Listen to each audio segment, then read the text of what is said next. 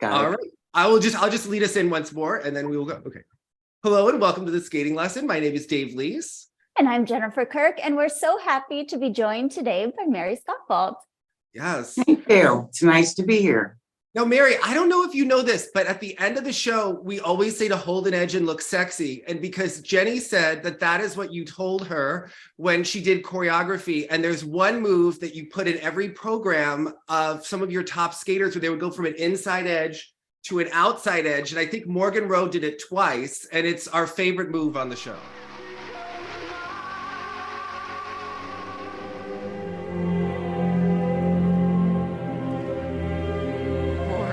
Almost all the skaters are close to the boards, always. It's like they wait and wait and wait until they can't finally have to do it or crash. Right. I used to do that. I did. I don't remember. You were so good at those edges, and you said, just hold it, look sexy. And it always stuck with me. Yeah, I definitely was into edges. Yeah. Yeah. So, Mary, how did you get started as a skater? Well, actually, our neighbor, our best friend, I think my sister and I were 7, and she said she was going to Hershey, which is 12 miles from where we lived.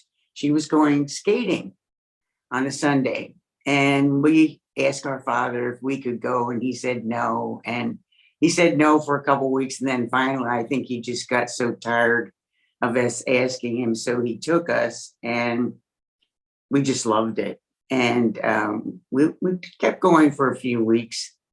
And then one of the teachers noticed us and said, you should sign them up for learn to skate or private lessons. And of course, he didn't know what he was getting into, but he signed us up, and the rest of it's pretty much history. Well, how would you describe yourself as a skater? Me? Yeah. I would say I was very dynamic and fast. Mm. I probably could have been a little bit more graceful, but I love jumping and I love spinning. And if you worked with Gus Lussi, that's what he concentrated on that. So I was a big jumper and a very fast spinner. And so I just loved that. Yeah. But I was so young that eventually, I'm sure I would have gotten artistic, because I certainly love doing that with coaching my skaters. Yeah. Well, you and Ann also competed, and you were successful as a similar pair team. So what is similar pairs? Like, how did you decide who was going to throw whom? Did you do throws? Well, similar pairs, really. The only reason that came about was because we were in Lake Placid every summer, and they have Saturday night shows that were quite good. And, they had a seating capacity in that 32 rink, probably about 2,000 people. And it was just something that we were in every Saturday night. So we each did a solo, and the management wanted us to do a similar pair.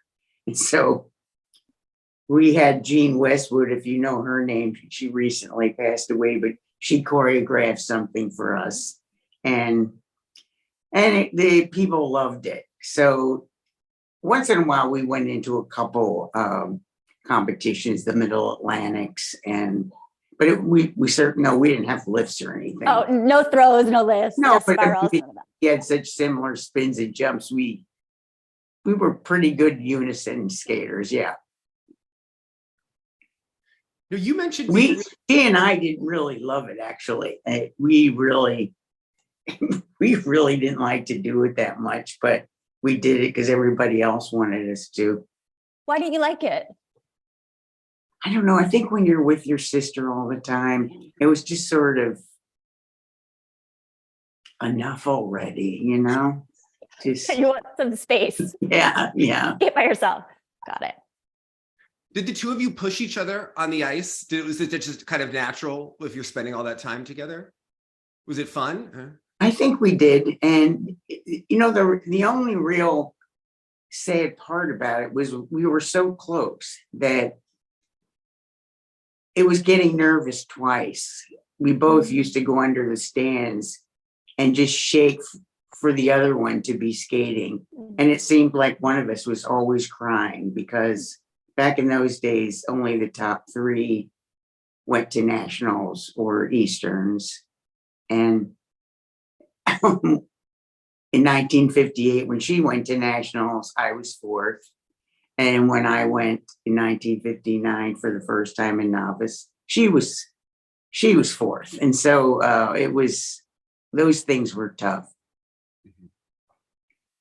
But you get used to it. Well, the two of you spent a lot of time in Lake Placid, and I understand that you worked with Howard Nicholson on figures, and you mentioned Gus Lussi on spins and jumps. So can you tell us what they were like as teachers? Because I think a lot of people don't realize how much of their teaching has been passed down through generations. Well, actually, we moved to Lake Placid 9 months a year when we were in 7th grade and went to the high school 7th, 8th, and 9th grade. And we went there strictly for Mr. Lussi.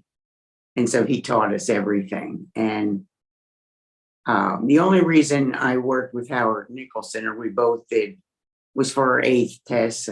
I don't know if you know what that is, but it's you had to take 8 tests. And Mr. Lussi got injured that summer and couldn't teach. And so my parents were, wow, we rented this expensive apartment and we're going to be here all summer without lessons for them.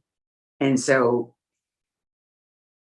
they really wanted us to pass this 8th test because that was kind of something that would be the end of your, once you'd done that, you were done with the compulsory figures. And so he took us on and got us through our 8th test that summer. And then we went back to Mr. Lussi. So we were definitely Lussi skaters. How would you describe a Lussi skater? Like, what does that mean to you? He was a genius, really, so far ahead of his time with jumping and certainly spinning. He was a force of nature that every lesson you were never bored, and he was dynamic, very passionate. Well, you mentioned, Nancy, that your sister, Anne, she made nationals in 1958. And then the next year, Mary, you made nationals and you won the national novice title. So talk us through making nationals that year and then winning that title. Well, in those days, you would be in juniors. So you went to Easterns in juniors. And then when you went to nationals, you went down to the novice. I'm not sure why that was, but it was. And I was second in figures to Ron Goldblatt, actually. And then, I don't know, I was just a very good free skater. So when I did skate, I had all firsts and I ended up having all firsts to win, but nobody got any more nervous than I did. I just got so nervous backstage. And unfortunately, I skated last, which I don't think anyone likes that. And so that was a long, long wait. And my sister and I had a skating father, not a skating mother. She couldn't even leave the hotel to come and watch us. She got so nervous. And so he walked me around for that 45 minutes. But somehow when you get out there and the music goes on, it goes away. And I skated well. Were you surprised that you won, or was it expected? No. That's a nice feeling when you know what you're the best and then you win. It's like, yeah, satisfying. Yeah. Well, you did well the next year. And then we read an article that your father actually had you and Anne quit skating and competing mid-competition at a sectionals. Can you tell us what actually happened? It wasn't the next year. It was the following year. But because I was in national juniors the next year. And yeah, the next year was at Easterns and Eastern seniors. And I believe that we were fourth and fifth in the compulsory figures. And for some reason, he thought that was outrageous because I had already been third the year before. And I don't know. I think it was something and it was going to be in Colorado Springs, the nationals. And I think that the financial thing just got to him, and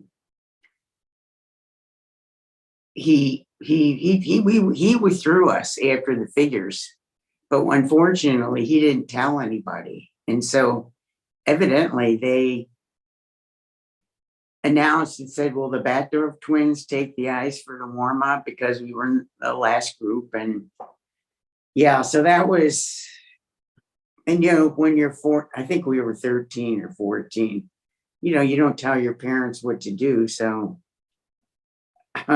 that was difficult, except that was the end of our skating. Did you think he was serious, or did you think, okay, he's just taking us from this event and we'll go back to the rink, in a couple No, months? I knew he was serious, because it just really was the expense of two girls, as good as we were, was so enormous. And, with compulsory figures, you need a different pair of boots for that. So that's 4 pairs of boots per year, blades and costumes, and just the ice time for two girls. And living in Lake Placid, we had a home in Pennsylvania, but we had to rent 9 months a year in Lake Placid. So it just became overwhelming. And, from that generation, we actually, sponsors were pretty much unheard of in those days. But actually, our father told us later years that the Broadmoor and Colorado Springs had asked us to come out there and they would sponsor it. But my father wouldn't dream of having people think that he couldn't afford it. He just came from that kind of mentality. So he never told us, but I probably wouldn't have gone anyway, because I was a real Lucy fan and student. So I don't know that I could have worked with anybody else. Mm-hmm. Well, you talked, Mary, about that generation. And what do you remember about the day of the 1961 plane crash, and what impact did it have on you? Were you close with Maribel Vincent Owen and those skaters on the plane? I wasn't close to her, but I was close to pretty much everyone on the plane. My sister we were so young, it weren't dates, but she was going out with, who was the amazing, Douglas Ramsey, and I went to a tea dance with Gregory Kelly, and just everybody on that plane. As you know, in skating, everybody knows everybody. And when we were both at the national level, so you just know the other skaters. Yes, it was devastating. I remember our parents woke us up in the morning and we didn't go to school that day, or it was really tragic. Well, how involved were you in skating when you were finishing up high school? Because we found an article that said that you and Anne were in the seminary for high school and that you actually played hockey. Well, my father was a big, big fan of education. And so our brother, who was 6 years older than we are, he went to a private boys' school. And our father just wouldn't think of letting us go to the high school in Lebanon, Pennsylvania. So he sent us to Moravian Seminary for Girls in Bethlehem, Pennsylvania, which is now called Moravian Academy. And my sister she adjusted much better than I did. I just was so devastated without skating. It was hard for me. And I did it, certainly graduated, but very, very difficult. And you could only go home. I don't think you could even go home once a month. You just were there forever. And but I did it, and I guess you just go through what you have to. What was it like playing hockey? Well, I did it for something to do. It was fun. It definitely, it's field hockey, not. Oh, we thought it was like ice hockey. They didn't even have hockey then. Ice hockey. No, She played ice hockey. yeah, I couldn't, like, you're so artistic. I couldn't picture you as a hockey skater. No, field hockey. Okay. You know, and everybody in that Philadelphia area, all the schools were pretty high end. And, you know,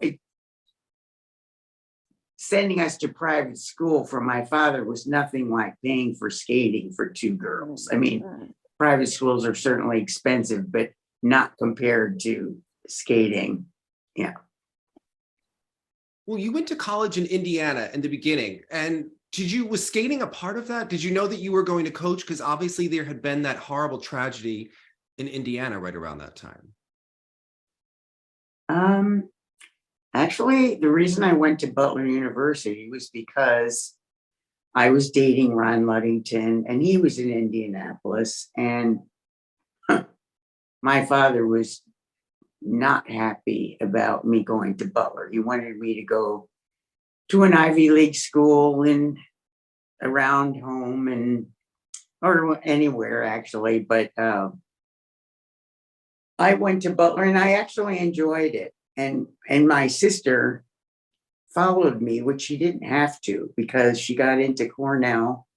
And I guess we were so used to being together all the time that she went there too. And she liked it. You know, we were Pi Beta Phi's in the sorority and we had fun. And then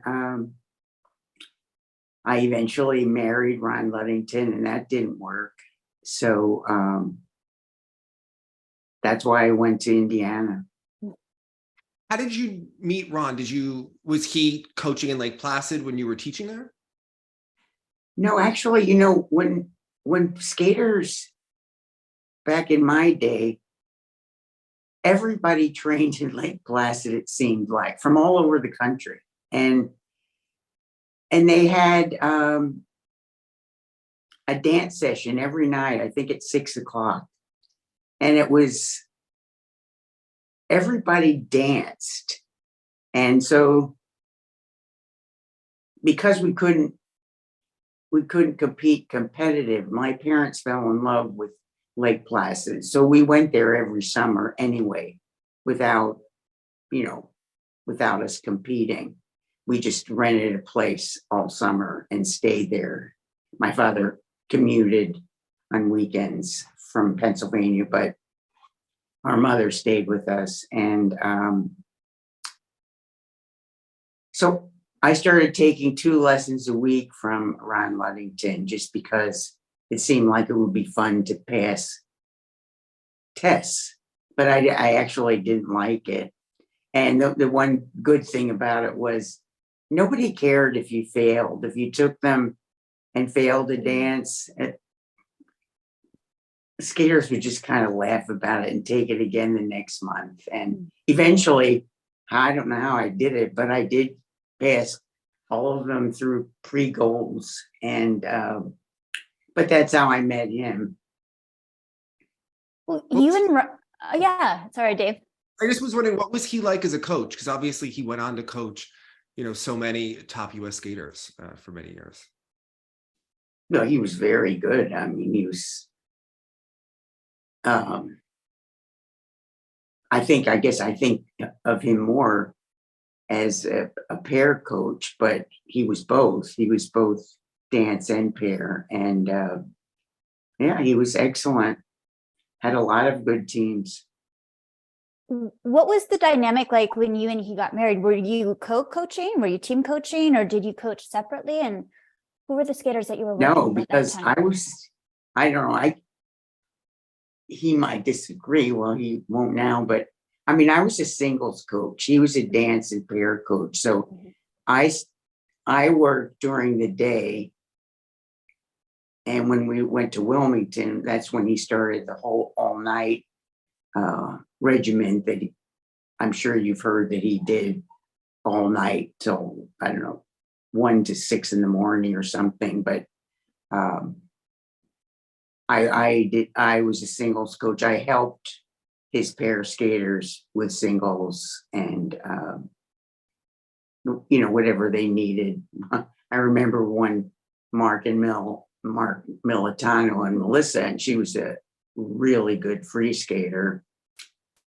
And they both had double axles, but he had a real problem with the double flip. And I know, but he wasn't getting over his toe.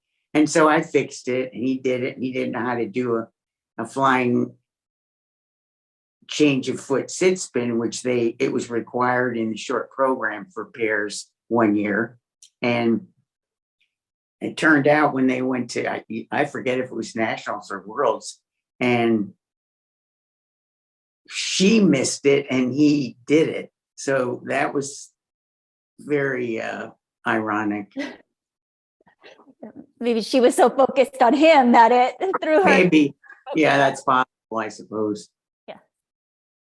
Well, both Sandra Bezic and Dorothy Hamill have mentioned working with you as a young coach, and Sandra said that she refers to your spin lessons to this day. So, who are some of the skaters that you worked with during that time? I actually did Dorothy Hamill's novice program in Lake Placid. And, I was probably 5 or 6 younger than she was, no, older, only about that very little difference in age. But yeah, it was fun to work with her. But, she was a Lucy student as well. And so it just seemed to seem natural for Lucy students to work with others. I'm sure he probably asked her to work with me. Because he was older. He wasn't going in many, many hours a day. He was just doing a few. And Sandra, she came with her brother Val to Wilmington. And, I do remember working with her, but I didn't know that it was just spins. Well, I think the spins left an impression, Oh, well, actually, most pair skaters had very poor sit spins. The kind where you sit on your knee, and I always called it, you look like a grandmother who can't get up on your own. And it just, if you know how to do a Lucy sit spin, it's got a straight back and you just look great. And so I always taught the pair skaters their sit spins because I wanted them to look good. I'm sure they appreciated that too. Yes, they wanted to look good. Well, we also read, Mary, that you coached a young Scott Hamilton. What was he like? It was like working with him. Well, I mean, I went to the Wagon Wheel, I believe in 1974. And because Gordy McKellen's mother asked me to go there, and I was separated at the time. And he took from Pierre Brunet because his figures weren't what they should have been because he was such a brilliant free skater. So she sent him to Pierre Brunet, and then Slavka was there. And then she married Dick Button. So she left. And so Gordy's mother asked me, please, to go out there. And since I was separated, I thought, yeah, why not? And so when I got there, Pierre Brunet sent everybody to me for free skating. And so I started teaching Scott Hamilton and Jackie Farrell, and who you probably don't know, but she was very good. And oh my gosh, there were a lot of people there. And then Evy came. And so I think I worked with Scott 2 years, but I think the second year, Evy then became involved with him also, because I remember at first, Scott didn't want anything to do with Evy. He said, I agreed to work with you. I don't want to do this. And, but you know, Scott at that time, I think he was 17. He was out and about like he shouldn't have been at night, and sometimes being late for what we call patch, and not as disciplined then as he obviously became, but he was fun to work with and just really learned easily. And then Pierre left, and then I started working with him on figures as well. And that was fun too. I think I got him through his 7th and 8th test, if I recall. But then Evy and I started working together a little bit. And so Evy started working with him, and he made him get there on time, as you know, Evy can do. And he started to change, and Evy taught him triple sal. And so that went into his program in 1976 when he won national juniors. And then the unfortunate part about it is I had access to a sponsor in New York City. His name was Ed Mosler, and he had sponsored some other skaters. So I spoke to him after Scott won and said, yes, he agreed he would take him on. So then at the dinner that people at nationals in those days, I don't know, everybody used to go to those things at the end of it, this, like in the ballroom and banquet. Nobody goes now, you know, but back then everybody did. And so Evy and I and a bunch of people were sitting at a table, and his mother came up and asked if she could speak to me. And she said she was so sorry, but he got a sponsor, and he was going to work with Carlo Fassi. And I was beyond belief shocked.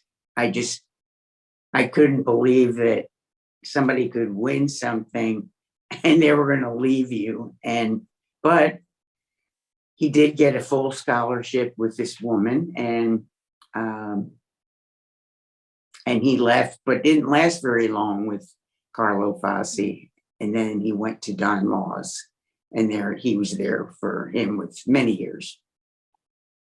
Well, you mentioned Evy. So did you know of him when he was competing and performing with his sisters? Where did you and he meet? No. You know what? We met backstage in Providence, Rhode Island at the Nationals there. And I was coaching Gordy McKellen, and he was coaching Terry Kubicka. And I don't know, we met backstage, and we were both married. I was separated. But somehow there was this amazing connection. And, but no, I didn't know him before that. And anyway, we just talked a lot, and he was interesting to speak to. And that was that. So, you know, you go home, but then at Worlds, Gordy and Terry were at the Worlds in Munich that same year. And then you spend time with each other, and he taught me how to ski, and it just, one thing evolved, but we still never got married until 4 years later. But we did work together, although I still had some of my own students for at least a couple of years, even after we got married. And he had his, and then it just became so obvious that we taught so much alike that let's just do this. And so that's how that happened. I was really surprised when we were doing research to hear about his show career. And Dave sent a picture of him on stilts and ice, and he was on television for. He was actually only in ice volleys 1 year, and then he was at the Boston Garden and fractured his skull. His sisters were in for 7 years, but he, after he healed, I guess he did all these shows in weekly TV shows in California. I didn't know him. I never saw them either. So I don't know that much about it. Sounds like he didn't talk about it, because that's what was surprising to me, that he had this personality that, is quite the performer, it sounds. Yeah, he was. Yeah. So you mentioned Terry and Gordy, who were actually big rivals at that time, but Gordy was one of the first skaters who was doing triple axels. So did you work with him on that triple axel back then? I did. Wow. I did, because well, also a Lussi student he was. I mean, he was basically a Gus Lussi skater. He learned everything from him. He had a huge delayed axle, big triple toe, triple sow, triple loop. And I mean, the only reason he's left him was because the mother thought that he had to get better in figures, and she thought he needed a better figure coach. But he was certainly, and so even Mr. Lussi knew that I was working with him. He said, Mary, just make sure that you don't go too fast at first. Try it slowly at first, and then as it goes. And so I did that, and he landed them. But at the time, Dick Button was kind of a semi-agent, and he had his own company in New York City,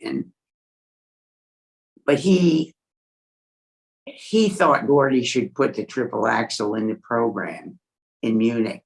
He thought that would be the most amazing thing. And I didn't want it to, because it wasn't consistent. Why would you put something in that, I mean, I don't think he landed it less than 50%. And he was fifth in figures, which was okay. But then the one thing he did that he never had done ever was fall in the short program in Munich. And so anyway, he was talked into, and I guess Dick talked me into it too, and put the triple axel in, and he fell. And so that competition didn't turn out the way it should have. But he used to do the triple axel in exhibitions. I'm sure you've seen them. It was a pretty good one. Yeah. Why did he wind up quitting right before the Olympics? Well, he had already been in the 72 Olympics. And are you talking about Gordy? Yeah, Gordy. Yeah. Well, he was already in the 72 Olympics and did pretty well. And he actually wanted to stop it in 74, because I don't know if you ever saw clips of him as a show skater, but he was just to die for. I mean, he brought the house down all the time, and he was born to be a show skater like his parents. And anyway, he had an oral contract with Ice Capades, and they convinced him to stay in 75 because it was in Colorado Springs. And so I guess they thought, it's being on home ice, it would just be a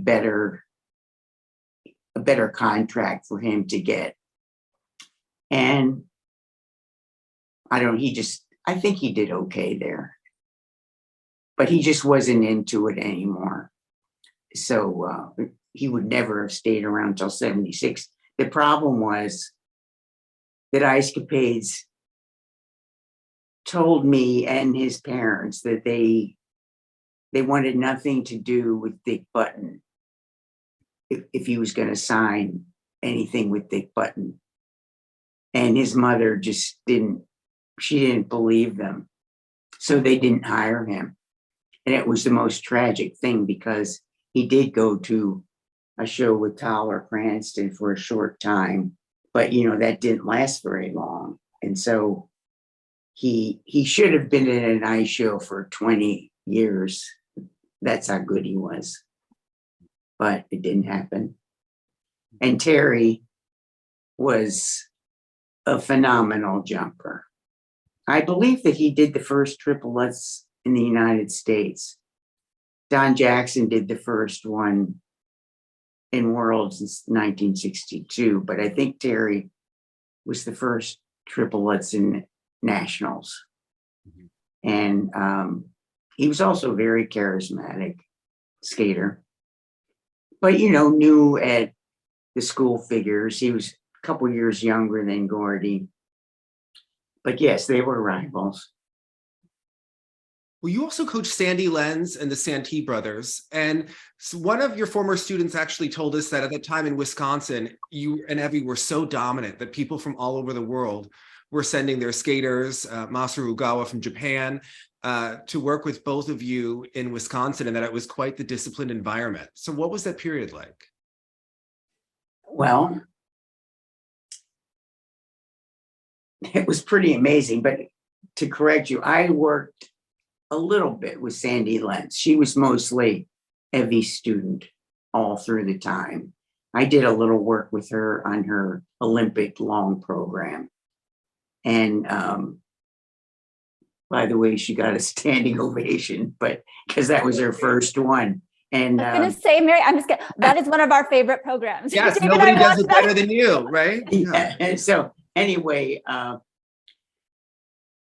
I did work with her on occasion, but not that much. The Santee brothers I worked with a long time, David in particular. And then Evy came in maybe the last year or so before the 80 Olympics. And Jimmie, I'm not sure how many years I had him, but quite a few. And they were both very good. And Masaru Ogawa was Japanese champion 5 times.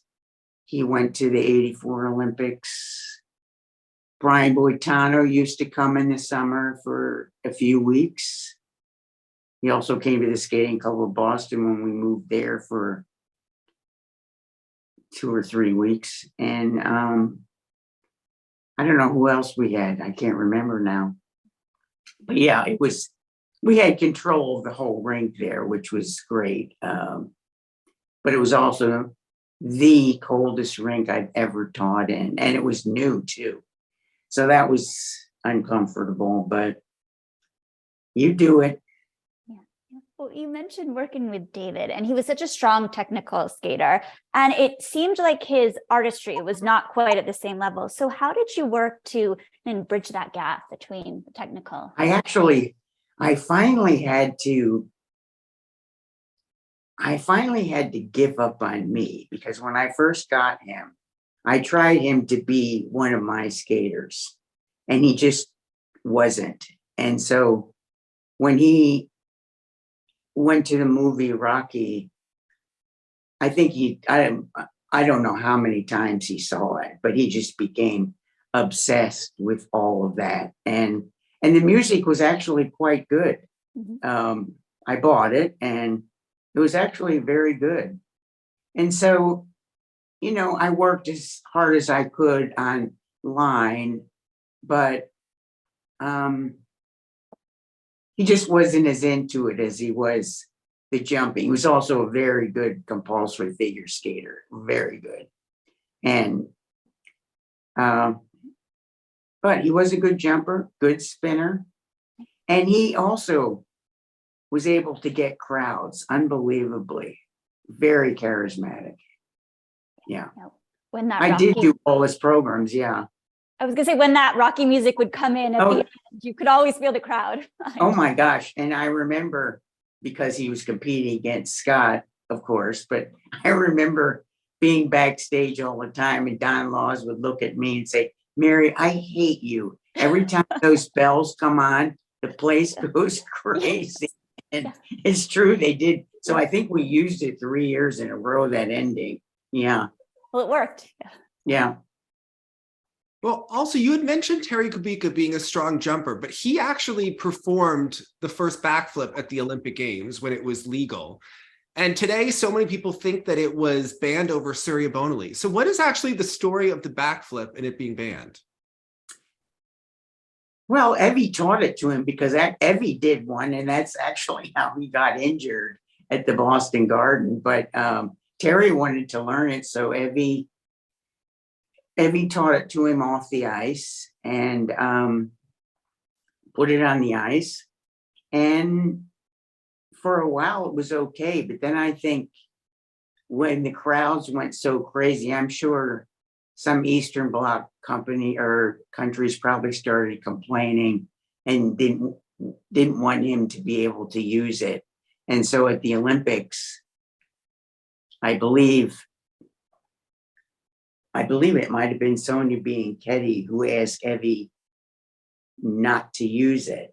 But Evy said he was going to, but they just said, okay, but he won't get credit for it. He can put it in, but he won't get anything for it. And then after that, they just outlawed it. They thought it was too dangerous, but I think it was more than that. Kind of some jealousy if they couldn't do it as well. Yeah. Yeah. Well, in 1986, you moved to Boston and you started working with Paul Wylie, Nancy Kerrigan. So Actually, no, Oh, yeah? at first, Paul Wylie came to Janesville, Wisconsin first. Okay. In 85. And I can't remember what time of the year he came, but there was a recession at that time. And for some reason, we just felt we had to move. And so we were actually going to go to San Diego. And then that rink went under, thankfully, before we were going to move there. And so then Boston called us. And that's how we ended up going there. And then Paul was delighted because he didn't like Janesville, Wisconsin. He wanted to go to Boston. Okay. So, and he wanted to go to Harvard. So that worked out for him. And then Nancy was with one of our best friends, Denise Cahill. She was working with her, and Denise was moving back to her hometown of Baltimore. And she said that Nancy should come to us. And so she did. So before you started working with Paul, had you been following his career? And what did you think his skating needed when you first started working Well, with he him? was always competing against our skaters, especially Jimmie Santee. And he was getting marks that were sometimes way too high for the misses that he made. Okay. And so then it became pretty clear that he needed to be more consistent if he was going to succeed. And so that's when he called us and came down for a trial, liked it, and he stayed. Because you mentioned consistency, and he really struggled to make the podium leading up to 1980. Paul struggled to make the podium at nationals up until 1988. So how did you work on his confidence before that event? Well, you know, at first when he came, Evy made him go in a corner and go back to single jumps and then double jumps, because he really felt that he just didn't have the right foundation to be a consistent triple jumper. And so that takes time. And but you know, he was so good, just such a good skater. And that it was hard not to really love working with him. It was just a lot of fun. And yeah, it was disappointing, but then, he was wanting to go to school, and you don't do both. If you're doing it, it's hard to do well in both. And so, the reason that he did so well he made the Olympic team in '88, but I think he was taking 2 classes at that time, and instead of a full load. And then after that, he went back to taking a full load. And honestly, it's because he graduated and could just train full time. That's the reason that he did so well in '92. Well, there's a moment in '88 in his long program where he's skating around before his second triplets, and the music changes, and it's the Olympic theme song. And there's such a moment at nationals because he needs to land that let, and he's skating around, the Olympic music is playing, and he skated so well. But that was a really bold choice musically for somebody who wasn't a lock to make the team. He hadn't been to an Olympics before. So No. What was the thought process behind? He wanted to skate to that. I don't know. He did. And, it just, of course, I'm a huge John Williams fan, as you probably know. I think I've used almost everything that he's ever written. But, yeah, Paul wanted to do it. So I said, okay, we'll try it. And it worked. Yeah, it really worked. Well, you mentioned Paul struggling and then, obviously graduating and that being key for the Olympic team. He had actually had a disastrous short program at Worlds in '91, but a great free skate. But there was still some controversy when he was named to the Olympic team. Some people felt maybe it should have gone to Mark Mitchell. So what did you focus on as a coach to kind of get him ready? For that nationals? For the nationals and the Olympics. Well, I mean, we thought he was ready for the nationals, and nobody was more surprised than I was when he did the short program to Laval's. In the beginning of the program, he forgot it, and when he did the first couple moves, I said to Evy, "What is he doing?"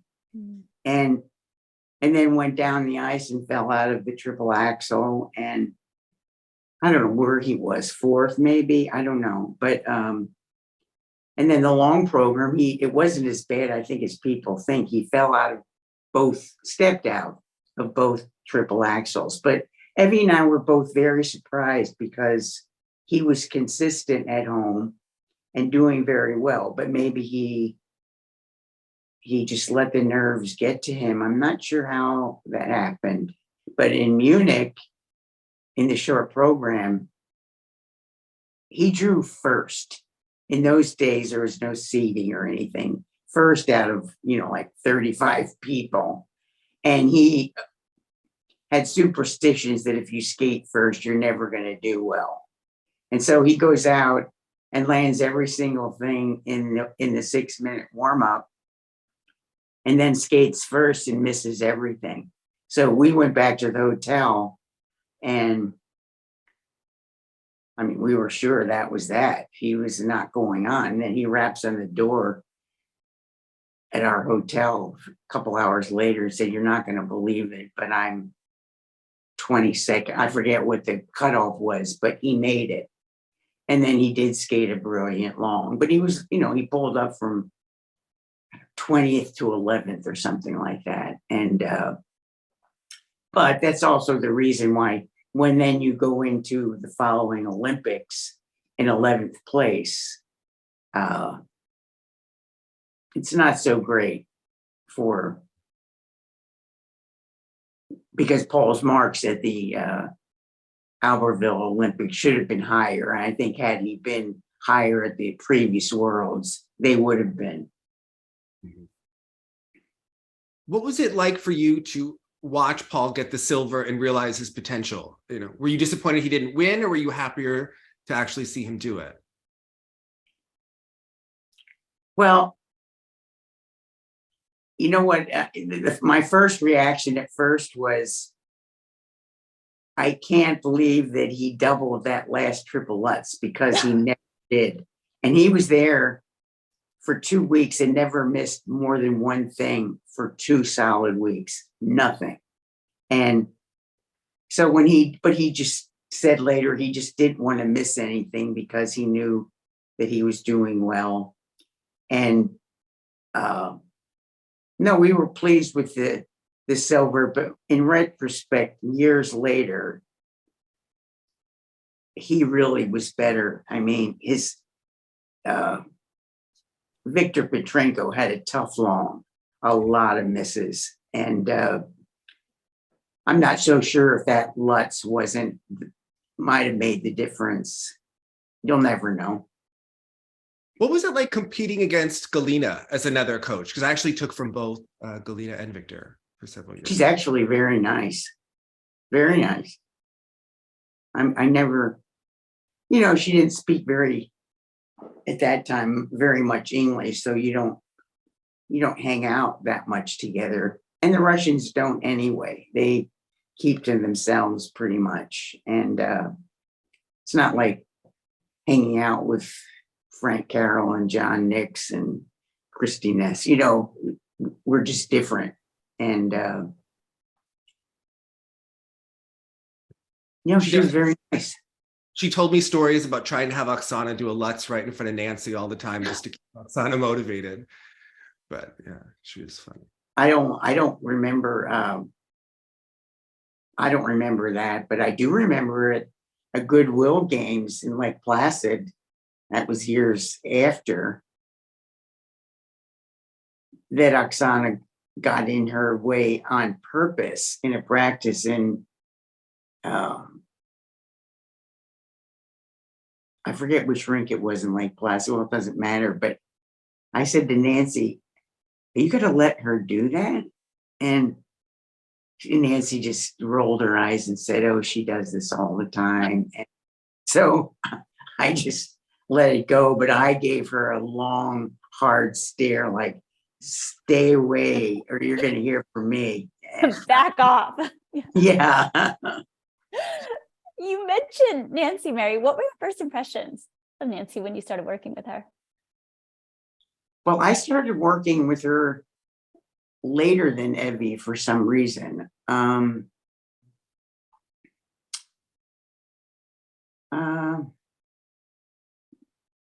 don't know. She always listened. I always thought she would be an amazing teacher someday because she knew what she was doing. Once you taught her, she didn't forget it. And the other greatest attribute of her was if she had a bad performance, she didn't dwell on it. She came back the next Monday and just moved on. I mean, some people, Paul would go on for weeks, but she just, threw it off and went back to work, and that was that. And I always thought that was a really good quality that she had. Well, Yeah. Yeah. Go ahead. Yeah, you're known for being such a proficient spin coach. And when Jenny and I watched videos getting ready for this, Nancy and Evy are joking about her camel spin wobbling in almost every kiss and cry. So what was going on with her camel spin? It wasn't that good. And the other problem was she had a real issue in her back. So laybacks were painful for her. So her layback wasn't the greatest either. But the camel spin, I don't know, most of the time she sometimes didn't take her time to get a really good snap into it. And she didn't love working on spins either. Nobody did. Just now today, I understand with this system, it's a must. You have to work on them. Well, you talked about how expensive skating was. And after 1991, you're responsible for one of the biggest glow ups in skating when you had Nancy Kerrigan and Vera Wang dresses. She had her teeth done with veneers. Her hair was done up. How did that decision come about to kind of give Nancy a makeover? Well, because back when what Jenny's talking about, and the Kerrigans didn't have, they had very little money. And so it was difficult for them to pay for lessons, and which is why I didn't give her a lot of them, because Evy and I couldn't sell our house in Wisconsin when we came to Boston. So we were in some pretty tight financial troubles also. And Paul had Lisa Webster as a sponsor, Lisa McGraw Webster. And one time I said to Paul, do you think she would take Nancy? Because this is becoming so hard. It's like we're teaching her for free. And so anyway, I called her and she said, oh, Mary, I'm so sorry. I just put everything in for the year. I can probably do it next year, but I can't do it now. And she also was going through a rough time with her then husband and about to divorce. And then all of a sudden, about 2 or 3 weeks later, I got a check in the mail for $10,000. So I opened up a separate check for Nancy. And that was great because she probably owed us. Well, the Skating Club of Boston said that they were going to subsidize her, but they never did. And so every year they'd say they were going to, but they didn't. And so, and then after that, Lisa sent another one and just asked that she remain anonymous. And so from that point on, she paid for everything.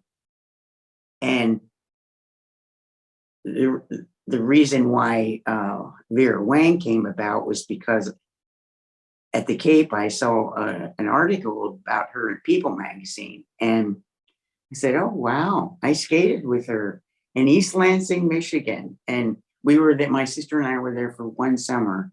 Pretty sure we were 11 or 12. And I think she's 2 or 3 years younger than we are. And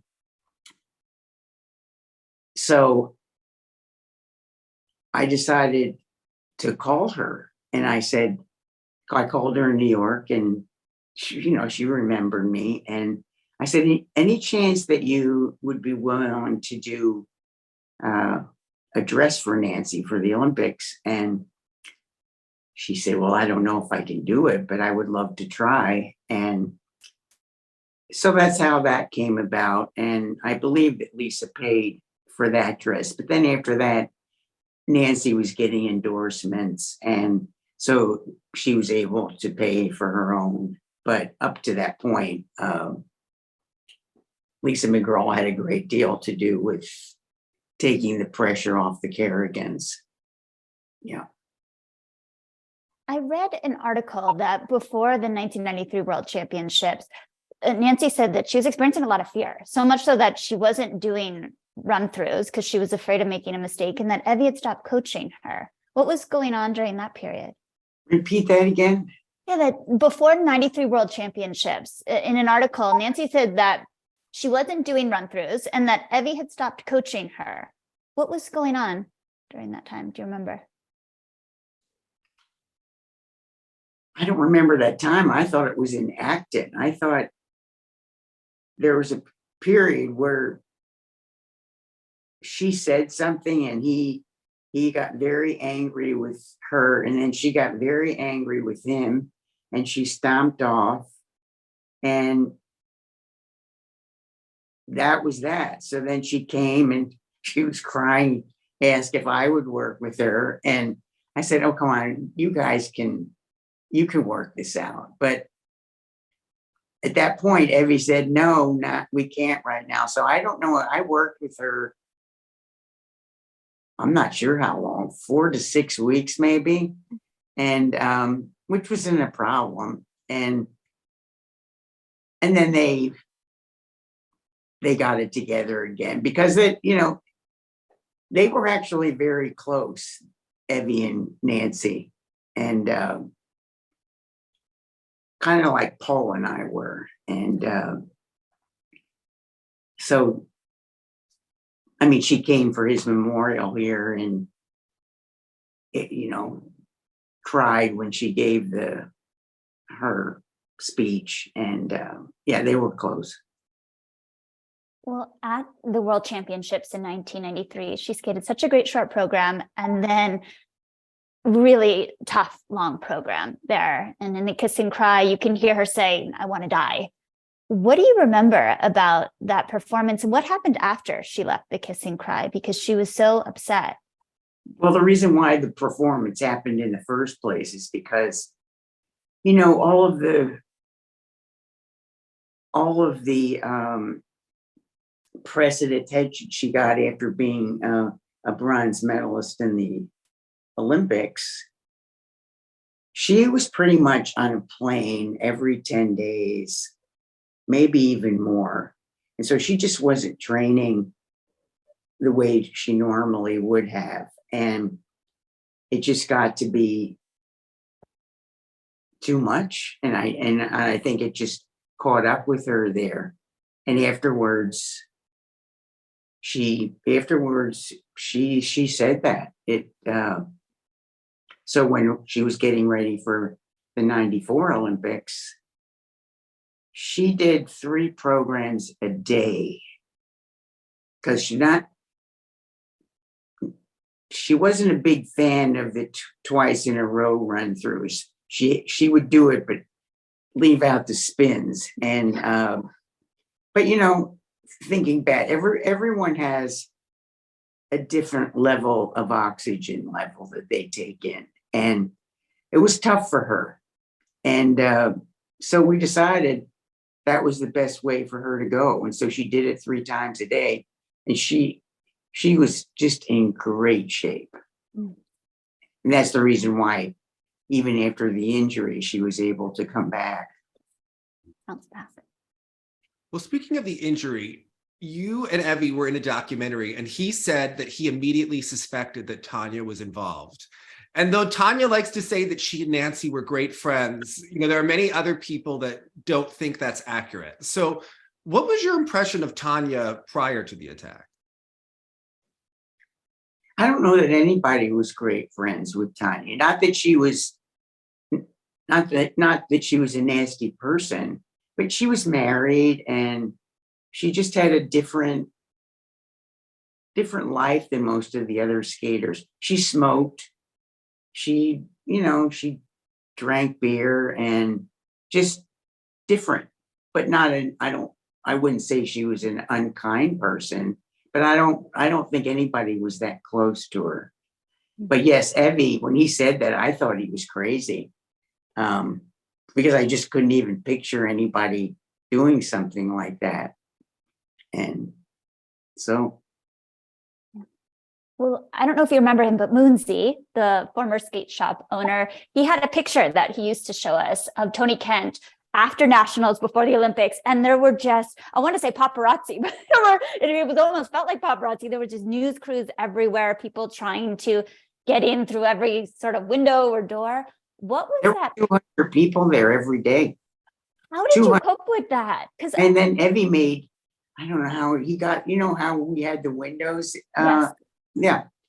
He had the windows all covered up, but even then they'd be climbing up on ladders. And finally, Evy just went outside and said, "Come on, give her a break.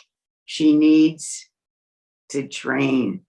She can't do this." And so, the people from the Boston Globe, they were all very good and understandable, but Connie Chang was supposed to be on her way driving down, and Evy called somebody and said, "Well, tell her to turn around because she's not coming in here." And it was difficult. So she had to drive in. Her brother would drive her in the Zamboni. We'd the Zamboni was driven outside and left there, and Okay. Nancy's car was inside. In the And- Zamboni, like where the Zamboni is? Yes, the Okay. car was parked in there. Okay. But when Evie and I would leave the rink, oh my God, they crawl all over our cars. And we lived in Mashpee in New Seabury, and we had a circular driveway, and get home from the rink, and there's these big satellite trucks parked in front of our house. And, without even calling or asking, and Evie and I would have to take turns answering the phone, like hours at a time for each one of us. And finally, her then agent manager, Jerry Solomon, just said, don't answer it anymore because the FBI is involved and we don't know, nobody wants us to talk about anything. So we didn't. That's a ton of pressure for It is. you, and not something you could ever, I would imagine, prepare for as a coach. No, and the worst of it was we left early for Lillehammer, thinking it would be better, and it wasn't. It was the same. It was so bad that we couldn't stay. Normally, the U.S. coaches would stay in like 2 houses, maybe, that they would rent, and CBS just gave us one of their rooms in their hotel because there was just no way for us to get away from it. And so that's what we did. The only unfortunate part about it, we had so much fun at all the other Olympics we went to. And this one wasn't fun at all because he couldn't walk anywhere, do anything. And it just wasn't fun. It wasn't fun for Nancy either. Yeah, you're literally in a microscope the whole time. Was there a moment when you knew Nancy would be ready? And did you ever worry that she wasn't ready? No, she was incredibly ready. She also had amazing practices, and that's unfortunate. The double flip that she did in the long is the first double she did all week. She did perfect programs all the time. And other than that, she did a perfect program. Yeah. And, Well, you, sorry. you stayed in the kiss and cry, and there was an article that you had a dream that she was going to double the triple flip and skate the rest of the program clean. And it's the first thing you say to her when she gets off the ice. Did I say it? Did I say that? Yeah, when you hug her, you said, I had that dream. Oh, no, I don't remember that. Yeah, That's a long time, yeah. long time ago. Yeah. Yeah. I don't know. I mean, Evie and I thought she won. We were just sure that she had won. And I always say today, if it were this system, she would have won by a mile because, Oksana two-footed a couple things, under-rotated a couple things. And I think everybody knows as a skater, most people who two-foot it do it because they know they're going to fall if they don't. And fortunately, and you were one of them too, like our kids didn't two-foot things. You either fell or you landed it. And but under rotation causes that. So it's just a shame, but I don't know that it hurt her that much as far as her career went. But if you were there, She was the best skater. yeah. Well, that night, there was a camera that picked up Nancy making a comment that Oksana was going to get out there and cry again because they were waiting for an extended time for her makeup to be put on and for the anthem to be found prior to the medal ceremony. And after such a big loss, it's understandable that people have a lot of emotions and, make, different comments that aren't meant to be hurtful. But, what was your impression of that entire, controversy and Nancy's comment? I was backstage with her behind that curtain, and I actually didn't really know what was happening. And I didn't know that CBS had a microphone on that curtain. And I think, frankly, that was really unkind of them because, you know, what was she supposed to think? She just skated brilliantly as hard as she could. And then not only does she lose, but this girl isn't even ready for the medal ceremony. And so she was just voicing her opinion. And finally, when I saw the microphone, I said, Nancy, watch it. And I don't remember what happened after that. Well, after those games, there was an influx of skaters who came to the Cape, myself included. And at the time, Nancy and Paul were competing every weekend, if not multiple times a weekend. So how did you come up with so much material for them? Well, Nancy didn't compete that much because, I don't know, she got married in, I think, 95, pretty soon after, and then had her baby, Matthew. So she didn't compete that much. And she kind of, I believe at that time, she picked most of her own music. But Paul and I just always liked the same kind of music. We just always did from day one. And, but it was hard because you do something and it's very good, like JFK, and then you have to keep coming up with something the next year that's just as good. And so it was huge pressure. And all we both did was just buy CDs all over the place because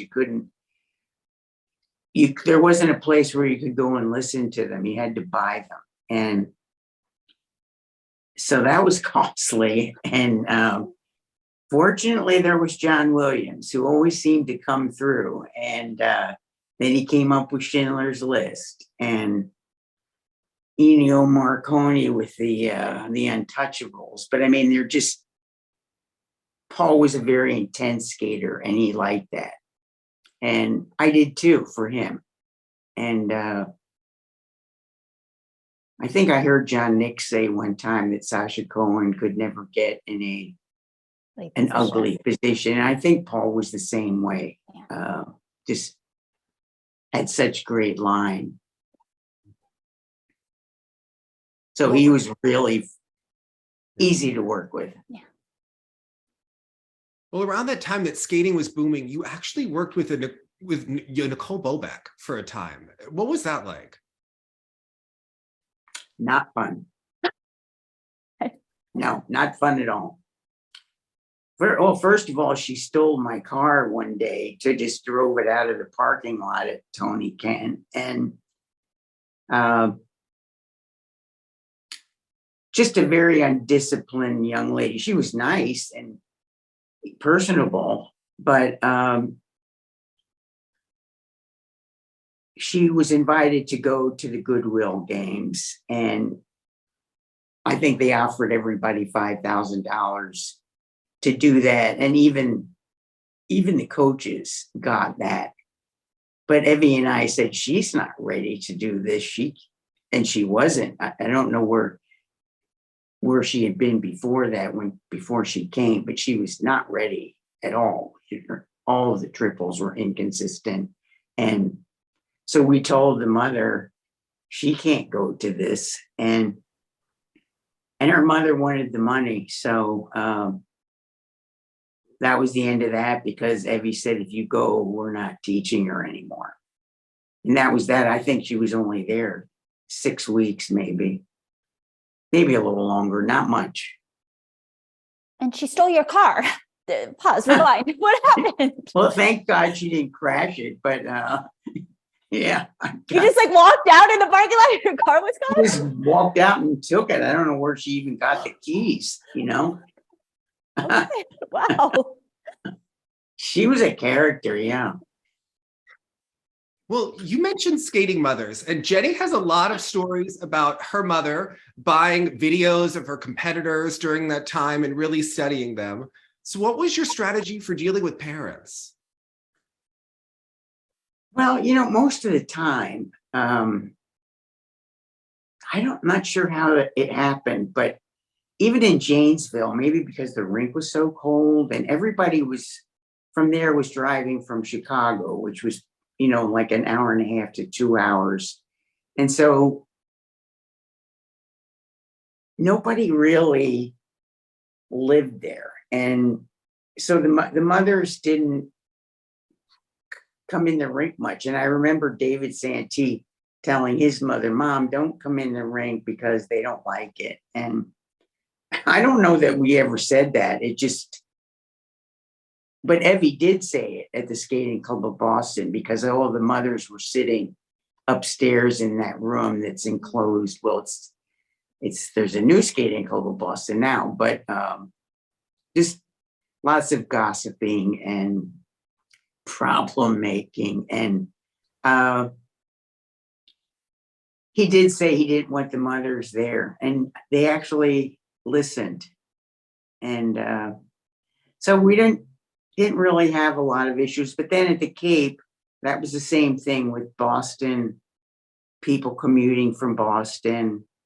Parents had nowhere else to go, so you can only go to Marshall so much or TJ Maxx, and then you have to sit there. So we let them at times, yeah.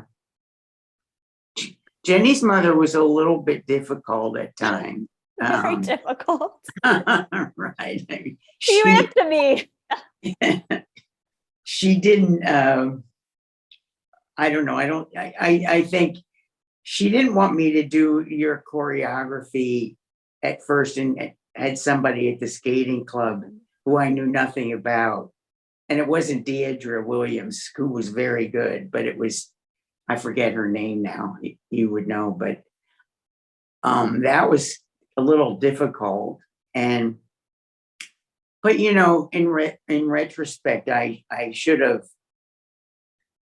allowed you to do Deidre more because you had, a certain style that I probably didn't nurture as much. I was pretty proud of your Junior World program. That went over well. Yeah, beautiful. But you probably could have used someone else as well. What was it like working with Jenny at that time? She was a sponge, just a sponge. There's nothing that you could work with her for an hour and not even know that it was an hour. She just learned everything, and so fast. So yeah, she was very easy to work with and good. She said that there was an in-rink rivalry with Luann, that they push each other in practice. Were you aware of this? Not until I watched some of your episodes on Google. I didn't know that. Yes. No, I didn't know that. I'm always glad that Evy and I didn't know those things, because evidently in Wisconsin, we always seem to have multiple people in an event, and usually juniors, 3 or 4 juniors at the same time. And I'm glad we didn't know how people didn't like each other, because I had no idea that you disliked Luann that much. I didn't. I think it was something too. I don't know if I made it bigger than it needed to be, but it helped me. I think it was something where you almost create a rivalry, so it pushes you more. But yeah, maybe. I don't know. Well, I loved working with you and Evy so much, Mary. And Dave and I were so sad to hear about Evy's passing a couple years ago. How have you been coping the last couple of years since losing him? Well, at first it was really difficult, and now it's easier. But unfortunately, Jacksonville is not a rink where there are not very many good skaters, and so I haven't been there, for quite a while. Then because of the pandemic, but I kind of miss that just for something to do. Fortunately, I have some very nice neighbors and friends from the Cape who also moved here, and so I I get along, but I mean, Evy and I were married 43 years and did everything together. So it's an adjustment. How closely do you follow skating today? Do you watch it? I watch all of it. Yeah. I mean, I watch what's ever on TV, which was not very much this past Worlds, unless you wanted to get up at the crack of dawn, which I did. But because what else do I have to do? And yeah, I watch it, and because Evy and I worked about 2 days a week here, even when we retired in 2006. But when we came here, we worked at least 2 afternoons, not long hours, but and then we got a boy who was pretty good, and we took turns going in because we had to teach him at least 4 days a week, because you couldn't have a national competitor just getting 2 lessons a week. So we took turns going in that way, and that was fun. But I'm going, I think I told you, to Orlando. That's going to be different, and I hope they're decent, because I'm not a good beginner teacher. I don't know why. I'm not good at it, and not sure why. I guess because I just never had really, really beginning people ever. I just started doing well in college. I worked part-time even as a freshman, and had a skater who won Midwesterns, and it seemed like after that I just got other skaters, like intermediates, novices, and so I don't have a lot of experience with it. But it'll be fun to see what it's like again. Yeah, getting back into it. I don't think I'm going to do it a lot, because it's like, I think I told you, it's a freezing cold rink, and I forgot about Tony Kent and how cold that was. You're right. Yeah, not fun. No. Well, one of the criticisms today is that a lot of the artistry is lost in skating because of the judging system, that it just doesn't allow for enough creativity. What do you make of the skating today? In some respects, some of it's good just because of the things like 2-footed landings and under rotated jumps. But I find, other than a few people who are really exceptional, I find the footwork in the long just really boring, because it's all the same. Everybody's doing the brackets, the counters, the rockers, 2 twizzle turns, back loops, front loop. I just think it's hard to call it a free program, because it doesn't seem like it is. There's a couple people who do it so artistically well that you forget that it is that. But most of the time, I find that boring. I wish they'd get rid of that. I don't know. You mentioned a couple people, skating well. Do you have any favorites to watch these days? Actually, I was thinking of the old days when people like Patrick Chen did a really good, very edgy skaters, and or Jason, Jason Brown. Certainly, you don't notice it when he does it, and I'm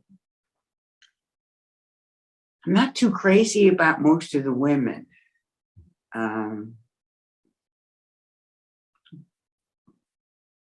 Who is the champion right now? Kaori Sakamoto from Japan. No. I liked her. I was thinking about in our country. Oh, Isabeau Levito. Oh, yeah. She was very good. She was excellent. Mm-hmm. I worry a little bit about her jumps. She's so low in the knee that Like her back too. Sometimes when people grow, and that can get to be a problem. When she takes off for a Lutzer flip, she's really, really low. And that's why I think that time when she fell on the triple loop, she just was so far back. Her weight was so far back, there was just no way to pull it off. And that's the only thing, but she certainly is very nice to watch. What do you make of the Russian skaters and how they skate? You know, there's a lot of criticism that they're not really skating on edges in their footwork. What do you make of them? I've never been a fan of Russian skaters. Some men have been very good, but the women, I can't really think of anybody that thrilled me that much, except Katya Gordieva. And she was a pair skater, but a really good skater. And I don't know who was the best Russian skater, woman. Well, they would say Kamila Valieva, but she got busted for doping. So I don't know. Right. And that was, I mean, how many times can you put your hand above your head and jumps? Yeah.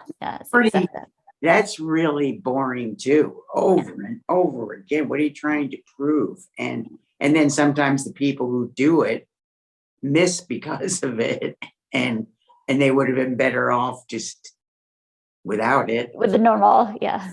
I don't know. I'm not a fan of that. Well, She was good, but she was good, but not thrilling to me.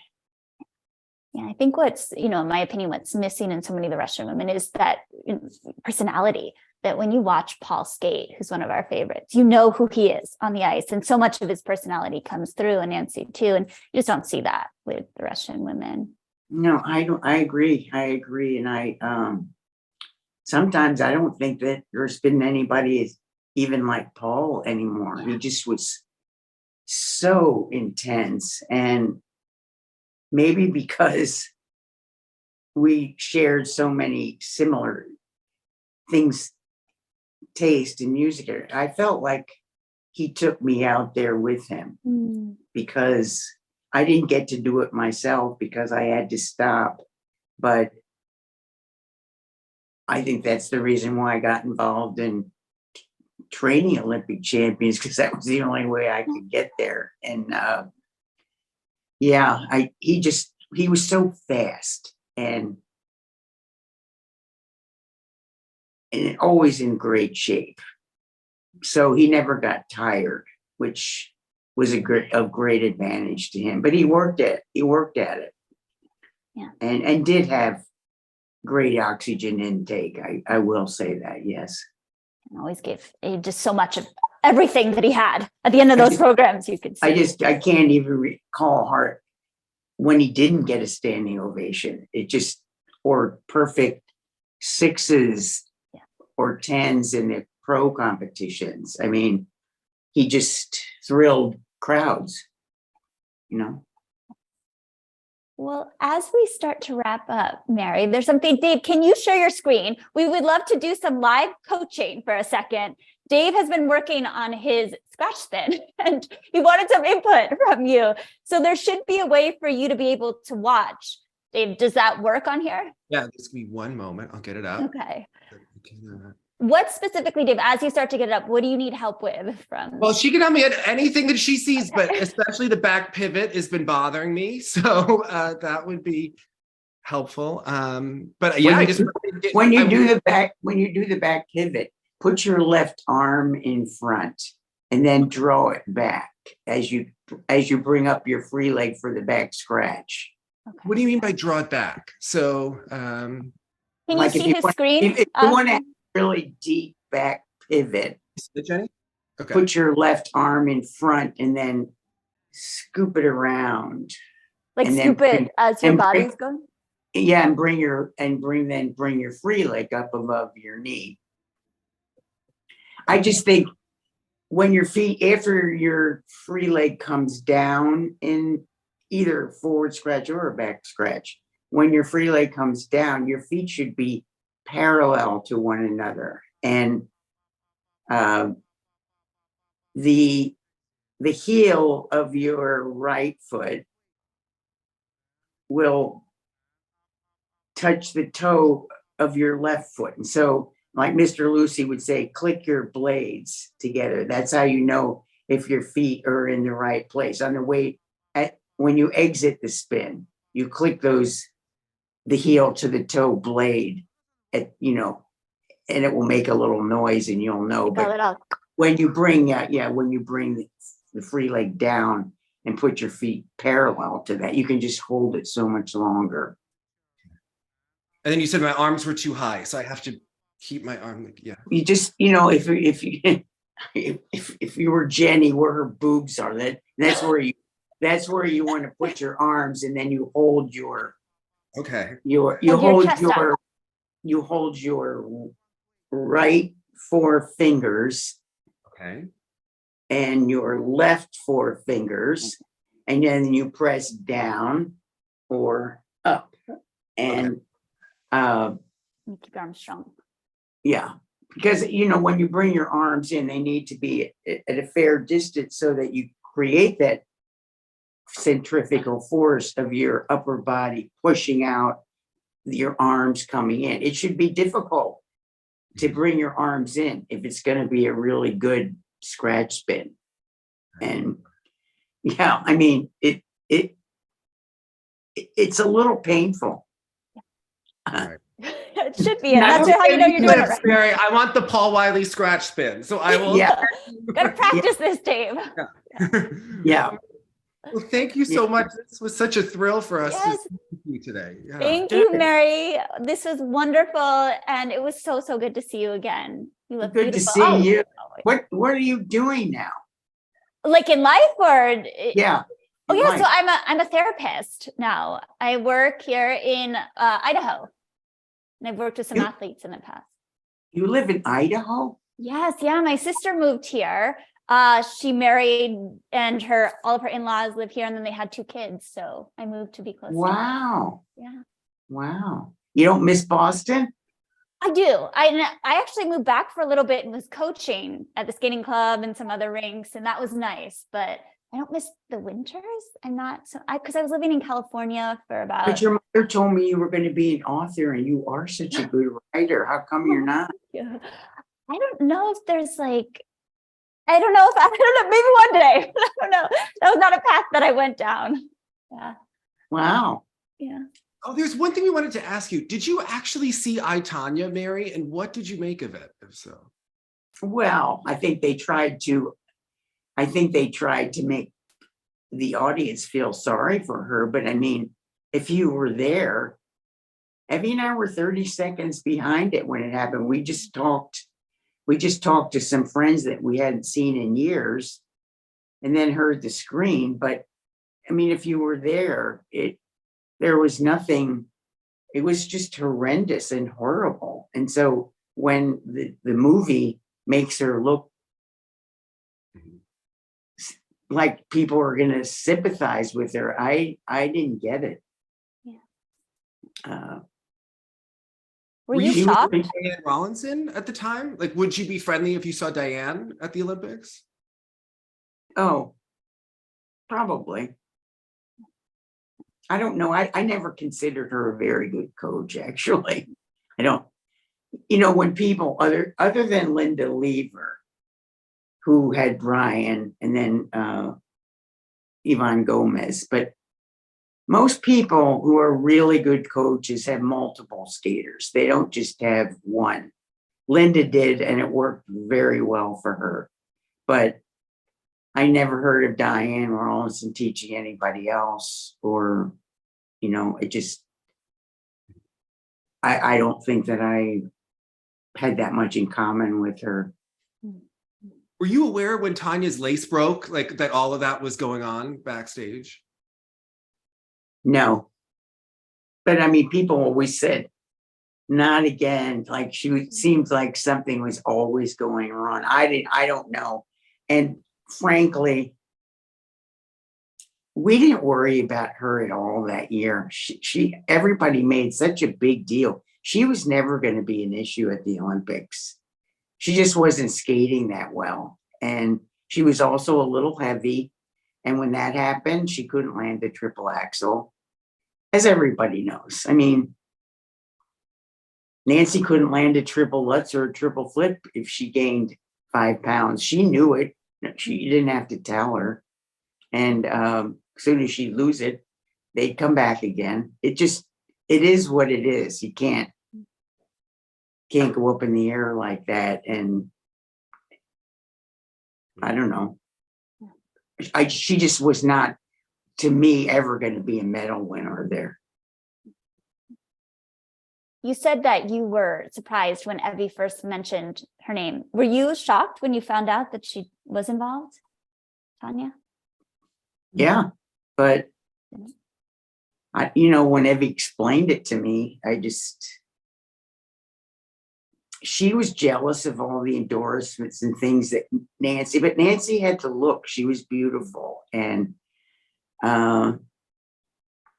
the companies wanted her to represent them. So and not that Tanya she was pretty and cute, but just didn't have the same kind of look. And so I think they thought getting rid of Nancy, then she would be able to have all that because they wanted the money.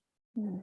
And instead she lost everything, which is too bad because she was a good skater, no doubt about it. Good jumper. And it's a shame. And she had very poor advice from people. So I suppose you can't blame her for everything. Yeah. Oh, so we were curious too. You told us that you quit smoking. So how did you decide to quit, and how hard was that for you? Finally quit smoking. I did. I think I quit 8 years ago. Well, it was because I got so sick, and I'm not sure what it was even, but I actually had to go to the hospital. And when I was there, they put a patch on me, and I was there for 7 days because it was a hospital that had three different doctors going around. One said I had pneumonia, one said COPD, another one said asthma, and they just couldn't seem to agree. So nobody really fixed me. And finally, when I got home, I got better. And so since I didn't smoke for a week, I just kept it up and then never smoked again. But except that, look at me now, I'm 15 pounds heavier. And so that's not fun. You don't look it at all. But I don't miss smoking. So I'm glad I finally did. But yeah, I'm sure you remember I had to go outside when backstage with you and have a cigarette. And I did that with everybody. Yeah. Sorry. No need to apologize. I just always felt bad because I remember like long plane rides, understandably, would be challenging. Yeah. But, yeah. International stuff. Yeah. Very true. Well, congratulations. And thank you so much. This was just a thrill. I'm going to send you my scratch pins. So. Yeah, so you can watch them. You know something? I watch you every day on Facebook. So that's how I know you've improved. Oh, thank you. Yeah. I've seen those videos. And so is your stroking. Oh, thank you. Yeah. We do half my lesson is always stroking. So I do a half hour of stroking every day. And then I do spins and jumps. Yeah. Yeah. Oh, well, anyway, try what I told you about the feet. I will. It's not important. It's just that you'll have more fun. Oh, it's important. So having fun is important. Yes. Yeah, okay. All right. All right, Mary. Well, thank you so much. And thank you everybody for watching as well. Okay, now, should I just turn the button off? Oh, wait, Mary, you have to tell us to hold an edge and look sexy when we're on the ice. Yeah. Oh, all right. We'll all say it together. So, as always, I want to remind you, hold an edge and look sexy. Yes. Well, Hi, guys. Jenny certainly did, yes. Learn it from Very you. beautiful. Yeah.